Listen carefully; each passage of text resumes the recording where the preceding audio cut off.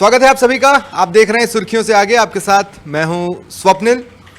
सियासतदानों के दिमाग में क्या चल रहा होता है, वो किस रणनीति पर काम कर रहे हैं, ये वो ही जानते हैं। हम जैसे कुछ चेहरे बैठकर ये समझने की कोशिश जरूर कर सकते हैं कि इसके पीछे क्या है, लेकिन असलियत उन्हीं के साथ होती है। वो सुधरेंगे नहीं और हम भी सुधरेंगे नहीं। हम कोशिश करेंगे कि आखिर वो करना क्या चाहते हैं, इस या जो भी कदम उन्होंने उठाया है उसके जरिए। आज ऐसे ही कुछ कदम हैं जिस पर मैं बातचीत करने वाला हूं। मेरे साथ मेरे सहयोगी राहुल अवस्थी और दीपक व्यास जुड़ रहे हैं। सबसे पहले मैं बात कर लेता हूं जया भादुड़ी यानी जया बच्चन की। जिस तरह से तीन बार राज्यसभा में मुद्दा उठा जया अमिताभ बच्चन कहे जाने पर, पहली बार जब उपराष्ट्रपति ने कहा था तब आपत्ति ली थी जया बच्चन ने, और उस आपत्ति लेने के बाद नेक्स्ट टाइम दोबारा इस मुद्दे को उठाया, खुद अपना पूरा नाम जया अमिताभ बच्चन बोलकर। और तीसरी बार हमने टॉन्ट्स भी देखे और यहाँ तक देखा कि जया बच्चन ये कहती सुनाई दी कि आप पहले या पीछे या आगे अपनी वाइफ का नाम क्यों नहीं लगाते हैं, जिस पर मनोहर लाल खट्टर ने मजाकिया लहजे में कहा कि आप शायद कारण नहीं जानती है, लेकिन अब मैं ऐसा अगले जन्म में ही कर सकता हूँ, और उसका कारण सर्वविदित भी है। बहरहाल, लेकिन जया बच्चन इससे करना क्या चाहती हैं या इसके ज़रिए क्या मैसेज देना चाहती हैं, वो भी उच्च सदन में, इसे समझने की हम कोशिश करेंगे। शुरुआत राहुल मैं आपसे कर रहा हूँ। तीन बार अगर किसी मुद्दे को उठाया जाए तो कुछ तो होगा जो खुद के एग्जिस्टेंस के लिए उस चीज़ को साबित करने की ज़रूरत। जया भादुड़ी या जया बच्चन या जया अमिताभ बच्चन, तीनों में से उनको जो पसंद हो, मैं तीनों संबोधन ले लूँ, ये मुद्दा उठा रही हैं। नहीं, जो चीज़ आपको पसंद है आप वो चीज़ लिखते भी है ना। अब ये तो लिख के खुद ही ने दिया। अब सबसे पहले जब कभी नाम भराया होगा किसी फॉर्म में तो वो किसी टॉम डिक और हैरी ने तो भरा नहीं होगा, वो खुद ही जया अमिताभ बच्चन या जया भादुड़ी, जो भी उनको पसंद हो, उन्हीं ने भरा होगा। और जब भरा तो उसके अंदर उन्होंने नाम लिखा जया अमिताभ बच्चन।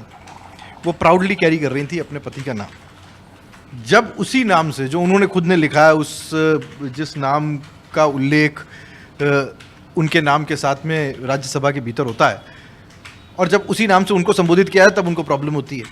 अब खुद ही के दिए गए नाम के साथ में अगर किसी को प्रॉब्लम है तो फिर नाम दिया क्यों? नहीं, तो फिर इस समस्या का समाधान राज्यसभा में संभव नहीं है। फिर इसका समाधान उस व्यक्ति को खुद करना पड़ेगा कि मैं अपनी ही कही गई बात पे अटल नहीं हूँ, या मैं खुद ही की बात के ऊपर टिक नहीं सकता। दूसरी बार जब वो मजाक में खुद का नाम राज्यसभा के अंदर कहती हैं, जब जगदीप धनखड़ के साथ में आपने देखा, उनका उपराष्ट्रपति जो चेयर पे थे, उनके साथ में जब इंटरेक्शन होता है तब वो कहती हैं कि जया अमिताभ बच्चन। मुझे लगता है कहीं स्थिरता का अभाव है। अगर किया जा रहा है, जबरदस्ती खींचा जा रहा है, पता नहीं क्यों इसको इशू बनाया गया। या तो उनको खुद को ये याद नहीं होगा कि उन्होंने क्या नाम भरा है या क्या नाम लिखा है, या तो वो लिखती नहीं, और अगर लिखा था तो फिर उसको प्राउडली कैरी करना चाहिए था। एक इशू क्रिएट किया गया, वो फेमिनिज्म का वो झंडा उठाने की कोशिश की गई। मुझे नहीं लगता कि ये कोई ऐसा इशू था जिसको कि बहुत ज़्यादा खींचने की ज़रूरत थी। पर जया बच्चन अपने आप में ऐसी चीज़ों के लिए जानी जाती रही हैं। आपने देखा, पेपराजी हों या फिर दूसरे जर्नलिस्ट हों, उनके साथ उनका किस तरह से इंटरेक्शन होता रहा है। कहते हैं कई लोगों का गुस्सा उनकी नाक पर होता है, जया बच्चन का भी नाक पे, और मुझे लगता है कि नाक से थोड़ा आगे है, और कभी भी वो भड़क जाती हैं, और ये हैंडल विथ केयर है वो थोड़ा सा। नहीं, लेकिन अगर फेमिनिज्म का ही मुद्दा उठाना था, मान लीजिए फेमिनिज्म साइड से ही इसे जोड़ना था, तो वो एक सीरियस डिस्कशन बुलाता है। और फेमिनिज्म साइड से ही जोड़ना था तो इससे पिछले सेशन में क्यों नहीं, उसके पिछले सेशन में क्यों नहीं, इसी सेशन में आकर इसी वक्त, वो भी तीन बार अलग अलग दिन एक मुद्दे को पकड़ना, बिना किसी स्ट्रेटजी के चल रही हैं जया बच्चन। देखिए, लगता तो यही है कि बिना किसी रणनीति के वो काम कर रही है, और मुझे लगता है कि बहुत बड़ा कोई इशू है। यदि आपको नहीं पसंद है तो मना कर दीजिए कि ठीक है, आपकी तरफ से यदि उसमें कुछ सुधार हो सकता है, राज्यसभा में ऐसी व्यवस्था तो होगी कि ठीक है, उसमें आपका पति का नाम साथ में हटा दिया जाए। लेकिन पति का नाम यदि आपने कागजात में लिखा है या आगे बढ़कर आपने ये पहल की थी, तो फिर पति के नाम के साथ यदि आपको पुकारा जाए तो मुझे लगता है इसमें कोई दिक्कत होनी चाहिए। मेरे तो समझ से परे ये पूरा मामला कि आखिर क्यों वो इतनी समझ से परे होना भी चाहिए। अभी आप उस स्टेज पर आए ही नहीं है। लेकिन दीपक, जितना मैंने समझा दुनिया को, उससे मैं हाँ नहीं, लेकिन मैं एक चीज़ कहना चाहता हूँ। हाँ, सोसाइटी के कई ऐसे पॉकेट्स हैं जहाँ पर हस्बैंड का नाम वाइफ के नाम से लगता है, या हम सरनेम वाली बात, और समय समय पर इस पर सीरियस डिस्कशंस हुई भी हैं। इतनी सीरियस हो गई हैं कि वो राज्यसभा तक चली जाए, ये मुझे नहीं पता। और दूसरा, ये महिला का खुद अधिकार होता है, अगर वो चाहे शादी के बाद अपना सरनेम नहीं चेंज करना चाहती तो वो नहीं करेगी, या किसी का नाम नहीं ऐड करना चाहती है तो वो नहीं करेगी। सोशल स्ट्रक्चर की वजह से शायद इस तरह के कदम उठाए जाते हैं, लेकिन जब आप बॉलीवुड से आते हैं तो हम तो वैसे भी मानकर चलते हैं कि कई सारे सोशल बैरियर्स को तो आप वैसे ही तोड़ चुके हैं। या आप ऐसा साबित करना चाहते हैं कि हम इतने बड़े इंटेलेक्चुअल हैं कि हम उन सोशल बैरियर से बंधे हुए हैं ही नहीं। जया भादुड़ी ने ये मसला उच्च सदन में उठाकर हासिल क्या किया? कुछ नहीं, कुछ हासिल नहीं किया।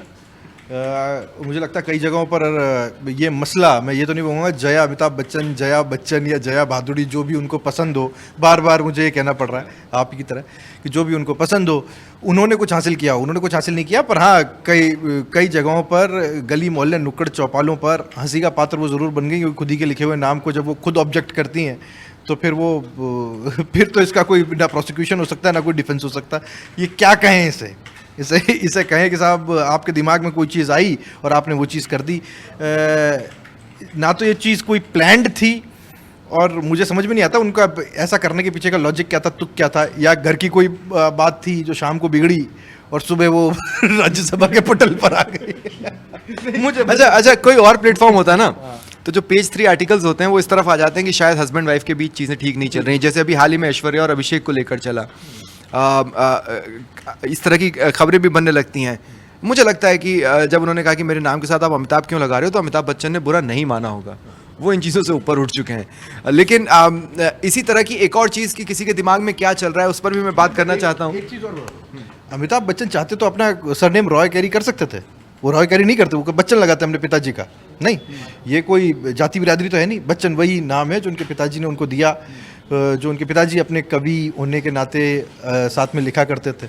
वही बच्चन अमिताभ बच्चन ने लगाया, और वही बच्चन अब जया भादुड़ी अपने साथ कैरी कर रही है। तो ये बच्चन भी कोई जाति नहीं है, इसमें जाति नहीं खोजी जा सकती, पर वो पहचान है जो अमिताभ बच्चन को भी कहीं से मिली है, और वही जया बच्चन ने प्राउडली कैरी की है ना। तो इसमें अमिताभ बच्चन का तो मुझे लगता नहीं कोई दोष हो सकता है कि साहब उनको कोई इस जिम्मेदार ठहरा दे कि साहब उनका नाम क्यों जोड़ दिया गया या कहीं से उठा करके लगा दिया। ये कोई अमिताभ बच्चन होंगे। इतना पेशेंटली उपराष्ट्रपति इस मसले को टैकल कर रहे हैं, उनकी भी दाद देनी होगी, क्योंकि कई बार उनको भी हमने भड़कते देखा है। लेकिन इस मुद्दे को जितना डेलिकेट ये मुद्दा बनाया जा रहा है, उतने ही डेलिकेट तरीके से वो उसे टैकल भी कर रहे हैं, बड़ी अच्छी बात है। अशोक गहलोत पर भी मैं यहाँ पर बात करना चाहता हूँ। सभी जानते हैं कि वो बीमार है, लेकिन उनके दिमाग में क्या चल रहा है ये मैं आपसे इसलिए बोल रहा हूँ क्योंकि एकाएक कुछ सर्किट्स में उन्हें फीनिक्स करके बुलाया जाने लगा है। और कई जगहों पर मेरी एक दो लोगों से बात हुई जो कि गहलोत खेमे के या गहलोत समर्थक माने जाते हैं। उनका ये कहना है कि बहुत जल्द उन्हें बहुत बड़ा पद मिलने वाला है। वो बैकड्रॉप में या नेपथ्य में रहकर या सुर्खियों से पीछे रहकर कर क्या रहा है? अध्यक्ष से बड़ा पद तो नहीं होता ना जो उन्होंने छोड़ा था सीएम रहते हुए, अध्यक्ष से बड़ा पद तो नहीं होता। वो भी चर्चाओं से पीछे स्वास्थ्य लाभ ले रहे हैं। सियासी स्वास्थ्य भी तो सोच ही रहे होंगे। बिल्कुल। अब देखिए, सरकार गई है, अभी 3 बार के मुख्यमंत्री हैं, तो स्वास्थ्य लाभ भी ज़रूरी हो जाता है। और रही बात आप जो जिस बात का जिक्र कर रहे हैं, तो मुझे लगता है कि इससे बड़ा कोई पद उनके लिए कोई हो सकता है, सिवाय कांग्रेस के संगठन महामंत्री वो रह चुके हैं, ठीक है, और अध्यक्ष पद की सजी सजाई थाली उन्होंने छोड़ दी थी, ठीक है। इसके बाद में संगठन में उनके लिए कुछ मेरे हिसाब से कुछ बचता है नहीं, लोकसभा के चुनाव कुछ है नहीं, या कोई ऐसी कोई जगह कोई बनती नहीं है जहाँ वो उपचुनाव में उनको कोई पार्टी टिकट दे दे या इस तरीके से कुछ वो हो जाए कोई सांसदी का। तो बड़े ही चर्चाओं में हो रहे हैं, सिवाय महासचिव या वापस से संगठन महासचिव बनने के कुछ नहीं। तो फिर उसको उनके समर्थक या ये सब कैसे कहेंगे कि ये एक बड़ा पद है? क्योंकि सबसे बड़ा पद जो होता है वो तो वो खुद ही ठुकरा चुके हैं, या वो उन्होंने छोड़ा किसी और मोह के वशीभूत होकर। अब ये बताइए कि जिस तरीके से अभी कांग्रेस के जो मल्लिकार्जुन खड़गे जो राष्ट्रीय अध्यक्ष हैं, उनको हटाकर इनको तो अध्यक्ष बनाया नहीं जा सकता, संभव ही नहीं है। और वो भी उस सिनेरियो में जब SC/STs को लेकर ऑलरेडी आप एक स्टैंड पर चल रहे हैं। बिल्कुल। उस स्थिति में बड़ा पद बनता कौन सा है? आप लोकसभा में राहुल गांधी को नेता प्रतिपक्ष बना ही चुके हैं, ठीक है। इनके लिए यदि वो कुर्सी सजाई जाती तो उसके लिए पहले इनको चुनाव लड़वाना पड़ता, बहुत सारी दूसरी चीज़ें होती हैं। ये जरूर संभव हो सकता है कि, लेकिन वहाँ पर भी राज्यसभा में भी ऐसा कोई संभव नहीं है कि उनको कोई दूसरा बड़ा पद मिल जाए, राज्यसभा के जरिए अशोक गहलोत को मतलब राज्यसभा भेज दिया जाए उनको, और वहाँ जाके उनका वहाँ का नेता बना दिया जाए। तो फिलहाल अभी तक दूर तक मुझे कुछ महीनों तक तो ऐसी कुछ समझ आता नहीं है। काटो तो खून नहीं वाली स्थिति है ये फिलहाल। क्योंकि वो जो भी कदम या जो भी पद उनको मिलता है उस पर तुरंत सवाल भी उठने चालू हो जाएंगे। लेकिन एक बात मैं कहना चाहता हूँ, जिस तरह से हमने लोकसभा चुनावों के दौरान देखा उनको अमेठी का प्रभार दिया गया, वो कांग्रेस में एक बहुत बड़ा पोस्ट होता है, वो कांग्रेस में एक बहुत बड़ा पद होता है। क्या उसी सिनेरियो को धकाया जाएगा?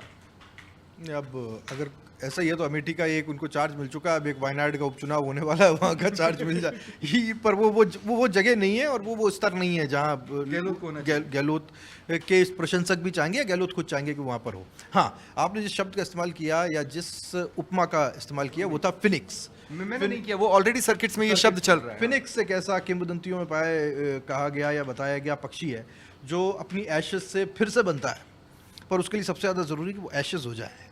अभी वो एशेज नहीं हुए, एशेज हुए नहीं है। वो कहने का मतलब ये है कि अभी वो नेपथ्य में नहीं है, वो शांति काल में है। मुझे लगता है वो अभी चुपचाप बैठे हुए हैं, अभी वो वक्त का इंतजार कर रहे हैं। ऐसा 2003 में भी नहीं, देखने का नजरिया है। आपने कहा कि अभी वो फिनिक्स, उनका फिनिक्स मोमेंट आया नहीं है, वो अभी राख नहीं हुए। लेकिन मैं दीपक से भी पूछ लूं, आपके भी हिसाब से अभी फिलहाल राख नहीं हुए? देखिए बहुत जल्दी हो जाएगा ये कुछ कहना, लेकिन ये दोनों तरह की चीज़ें हैं। अशोक गहलोत की उम्र जिस तरीके से जिस उम्र के पड़ाव पर वो है, मुझे नहीं लगता कि अब बहुत ज़्यादा आगे अब कोई सक्रिय राजनीति वो कर पाएंगे, क्योंकि अभी 4.5 साल राजस्थान में विधानसभा चुनाव होने में। और इस दौरान आप ये देखिए कि सिर्फ अब सचिन पायलट से उनका मुकाबला नहीं होगा। पहले सिर्फ सचिन पायलट से उनका मुकाबला था, उससे पहले आप यदि बात करेंगे तो सीपी जोशी से मुकाबला था, उससे पहले उनका मुकाबला परशुराम मदेंडा से। ठीक है, उन्होंने एक नेताओं को बर्फ में लगा लिया, सचिन पायलट लगातार उनसे लोहा लेते रहे।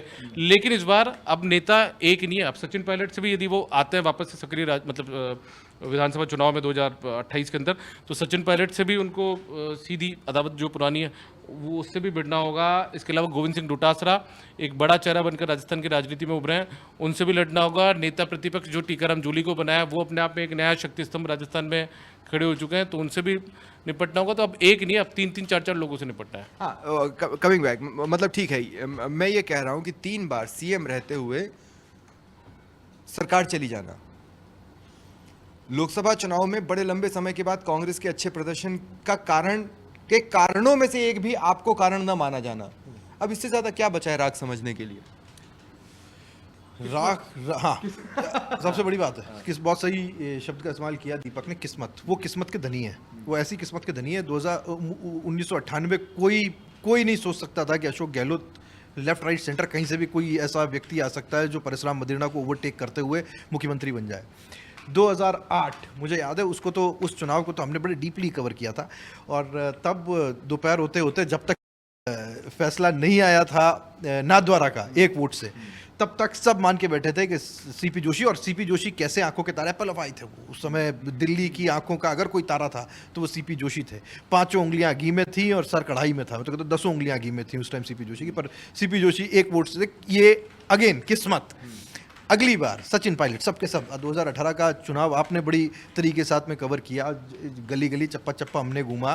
कौन सचिन पायलट, गाड़ियों में साथी थे। सचिन पायलट के अलावा कौन पूछ रहा था कि साहब सचिन पायलट के अलावा कोई मुख्यमंत्री हो सकता है? किसी के दिमाग में कोई नाम नहीं था। हम सवाल जरूर पूछते थे, मन में सबको पता था कि यार सचिन पायलट के अलावा कोई नाम नहीं हो सकता। इस बार गहलोत का वो एरा खत्म होने वाला। फिर दिल्ली की वो सरगर्मियाँ और दिल्ली की दौड़ धूप, दिल्ली की भाग दौड़, और इस बीच में अशोक गहलोत का अचानक निकल करके आना और कॉम्प्रोमाइज करना सचिन पायलट का उप मुख्यमंत्री पद के लिए, वापस ना चाहते हुए भी फिर से वो किस्मत। तो किस्मत के आगे तो अच्छे आ रहे हैं, है ना। जब किस्मत मेहरबान तो वो कहते हैं ना अच्छे पहलवान। तो गहलोत इस मामले में कहना चाहिए किस्मत के बहुत धनी है, और किस्मत होने के साथ साथ वो 24 घंटे के पॉलिटिशियन है। अगर वो अभी अस्पताल में स्वास्थ्य लाभ ले रहे हैं, घर पे स्वास्थ्य लाभ ले रहे हैं, तो ऐसा नहीं है कि वो चुपचाप बैठे हुए, खाली नहीं बैठे। उनका दिमाग होने वाला है, क्या होगा किसी को नहीं पता। उनका दिमाग जिस तरह से पॉलिटिक्स को समझता है, देखता है। आप देखिए ना कि सचिन पायलट ने कितनी मेहनत की, 5 साल अपने आप को झोंका, और उसके बाद में हासिल क्या हुआ? सचिन पायलट कुछ नहीं। आज भी वो उसी मेहनत को करने के लिए वो दोबारा मौका ढूंढ रहे हैं कि उनको वो मेहनत करनी पड़ेगी, राइट फ्रॉम जीरो स्क्रैच उनको शुरुआत करनी पड़ेगी। तो गहलोत किस्मत के धनी है, कब क्या कर जाएं क्या नहीं कर जाएं कुछ कह नहीं सकते। जैसा कि दीपक ने कहा, पावर सेंटर सब बहुत सारे होंगे जिनसे उनको लड़ना, ये उनके लिए अच्छा है। अब उनको एक से नहीं लड़ना पड़ेगा, मेरा ये मानना है। अब वो 4-5 से लड़ेगी, और जब 4-5 ध्रुव हो जाते हैं तो उसमें क्या होता है कि 4-5 की लड़ाई पॉसिबिलिटी कम होते हुए भी ज़्यादा दिखती है। तो गहलोत क्या करें क्या नहीं करें, क्योंकि वो जिस इलाके से आते हैं, मारवाड़ से, वहाँ की राजनीति उनको कुछ ना कुछ दे जरूर देती है। लेकिन गहलोत की राजनीति पे कहीं ना कहीं एक झटका भी लगा पिछले 5 साल में। वो भी हमें समझना होगा यहाँ पे। वैभव, उनका वैभव लूटा है यहाँ पर 2 बार 5 साल में, चाहे जोधपुर में लुट गया और उसके बाद में आप यदि जालोर सिरोही में, ठीक है पहले आपको अपनी इच्छा से हो सकता है टिकट नहीं मिला आपके गृह क्षेत्र में, उसके बाद में आप अपनी इच्छा से टिकट लेने जालोर सिरोही चले गए, वहाँ पर भी आप जिता कर नहीं ला पाए अपने बेटे को। और बड़ी बात यह कि दोनों बार में, दोनों चुनाव में 2019 में और उसका ठीकरा भी 2024 फोड़ में, दिया सचिन पायलट पे ही, सब हालांकि कुछ ठीक है, लेकिन 2019 और 2024 के चुनाव में आप उस मूल सीट को, जोधपुर की सीट को, और इसके बाद 2024 में जालोर सिरोही सीट को छोड़कर बहुत कम बाहर निकले। आपने पूरा जो अपना दमखम था, एक बार मुख्यमंत्री रहते हुए, एक बार पूर्व मुख्यमंत्री रहते हुए, आपने पूरा दमखम इन दोनों सीटों पे लगा दिया, दोनों बार में, लेकिन उसके बाद भी वो फायदा मिल नहीं पाया, वो जीत हासिल हो नहीं पाई। जबकि 2024 में तो कांग्रेस के लिए निचोड़ने के लिए एक प्लेटफॉर्म था, नहीं तो जीती है कांग्रेस पार्टी, 8 सीटें जीत कर आई है, वो भी बड़े लंबे समय के बाद, और उस कंडीशन में भी वैभव नहीं जीत पाए। राज्य की विधानसभा पर भी बात करना जरूरी है। जिस तरह का पूरा घटनाक्रम रहा वो किसी से छिपा नहीं है। मार्शल तक बुला लिए गए, मुकेश भाकर को निलंबित किया गया, मुकेश भाकर ने बाहर निकलने से मना कर दिया। कांग्रेस के विधायकों ने उन्हें घेर लिया कि मार्शल्स को उनके पास तक नहीं पहुंचने देंगे। इस तरह के घटनाक्रम में जिस तरह के रूटीन रिएक्शंस होते हैं वो भी देखने को मिले।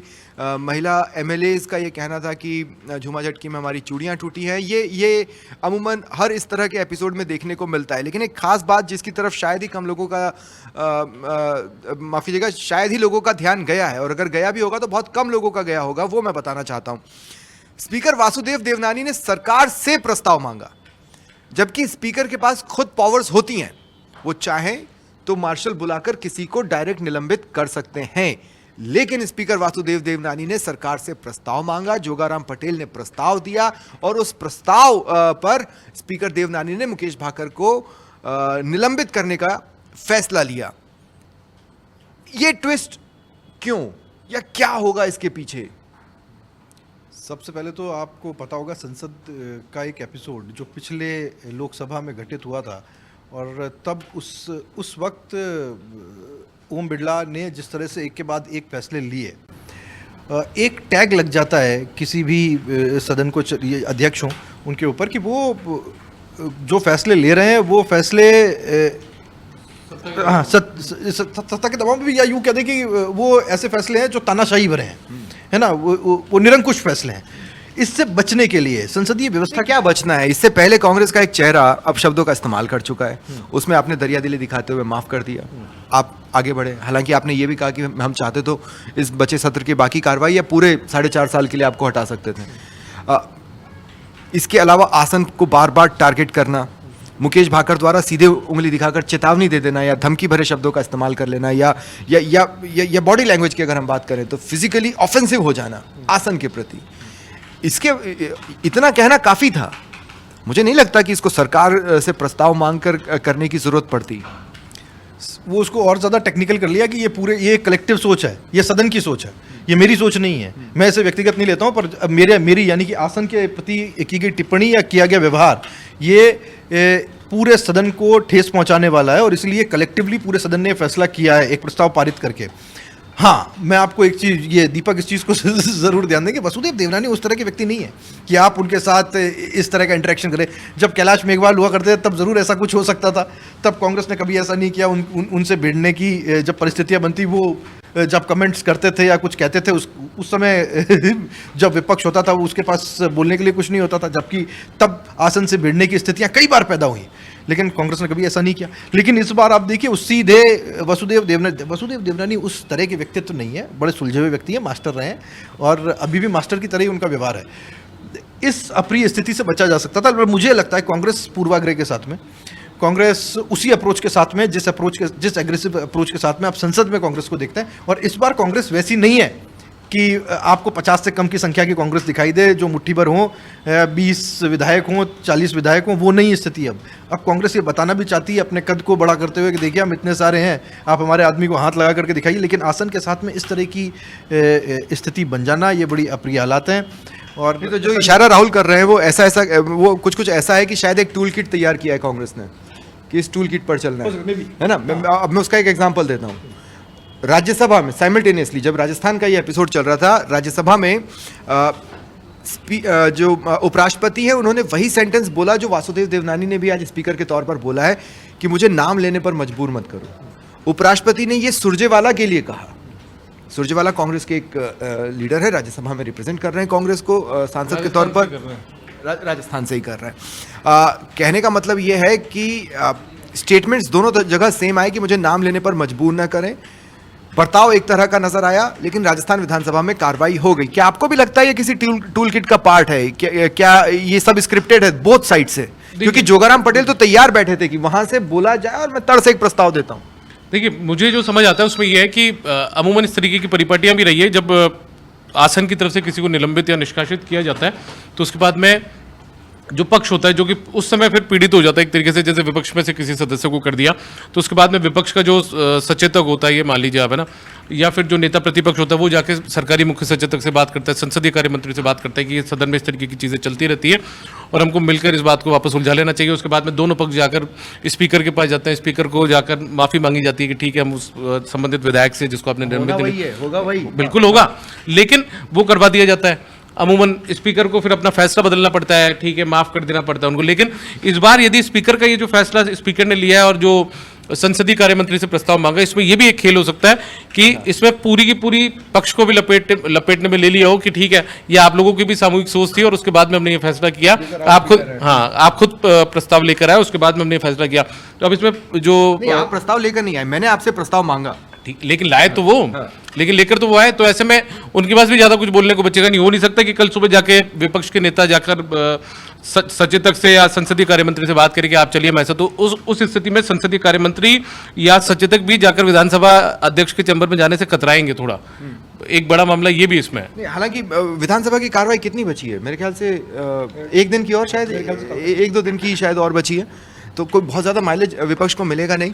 जिस मुद्दे पर बातचीत हो रही थी, एक छोटा सा कमेंट लेके मैं क्लोज कर दूंगा, मुझे पता है समय हो चुका है, लेकिन मैं थोड़ा सा समय और ले रहा हूँ। वो ये कि जो इस तरह के 3 नए कानून आए हैं, जिसके बारे आपराधिक जो कानून है उन्हें लेकर, उसी मैटर पर कांग्रेस अपनी बात रखना चाहती थी। नियमों का बिना हवाला दिए स्पीकर देवनानी कह रहे थे नियमों के हिसाब से एक दिन रुक जाइए, कल हम उस पर निर्णय ले लेंगे। क्या वो मैटर इतना इंपॉर्टेंट था कि इस पूरे एपिसोड को किया जाए? बहुत छोटा सा कमेंट राहुल और दीपक, फिर मैं क्लोज करूँ। विपक्ष अपनी तरफ से वो सारे के सारे मुद्दे उठाना चाहता है और सही तरीके से उठाना चाहता है, और कई बार ऐसी स्थिति उपजाना चाहता है जहां ये लगे कि उनको सुना नहीं जा सकता या उनको नहीं सुना जा रहा है। वो अपने आप को प्रताड़ित बताने की कोशिश करता है कि भाई सदन के अंदर हमें नहीं सुना जाता। ये जनहित का मुद्दा है जो हम उठाना चाह रहे थे और सारे के सारे प्रदेश के लिए बहुत ज़्यादा महत्वपूर्ण था। कांग्रेस की ये सोच थी दर्शाने की, कल उठ सकता था, परसों उठ सकता था, जब तक विधानसभा चलती और अगर सदन के भीतर फ्लोर मैनेजमेंट ऐसे होता तो वो उस तरीके से किया जा सकता था, लेकिन वो नहीं हुआ। ये इस बात को दर्शाता है कि कोई ना कोई पूर्वाग्रह था जिसके साथ में कांग्रेस आज सदन के अंदर दिखाई दी, और ये कहना चाहिए दोनों के बीच में बातचीत का अभाव है, और ये बातचीत अगर पहले से कर ली जाती तो ये स्थिति नहीं बन सकती। ठीक है, आपका भी छोटा सा कमेंट, क्या ये मुद्दा इतना इंपॉर्टेंट था कि कांग्रेस को इस एपिसोड को जन्म देना पड़ता? देखिए, इसमें मुझे लगता है कि कांग्रेस के पास जिस तरीके से विधायकों की संख्या इस बार बढ़ी है, उसको लेकर कांग्रेस कुछ ज़्यादा ही उत्साहित है। वो आपको वहाँ पर भी देखने को मिलेगा, संसद के अंदर भी, कि ठीक है, पूरे इंडी गठबंधन जो उनकी संख्या बढ़ी है, तो वो ये कहते हैं कि ठीक है, बहुत ज़्यादा फर्क नहीं है। इसी तरीके से यहाँ पर भी कहते हैं बहुत ज़्यादा फर्क नहीं है, और उसी का नतीजा है कि इस तरीके से ये उत्साह के अंदर जो फैसले हैं वो कई बार ले लिए जाते हैं। ठीक है, बहुत बहुत शुक्रिया। ये था आज का सुर्खियों से आगे। नमस्कार।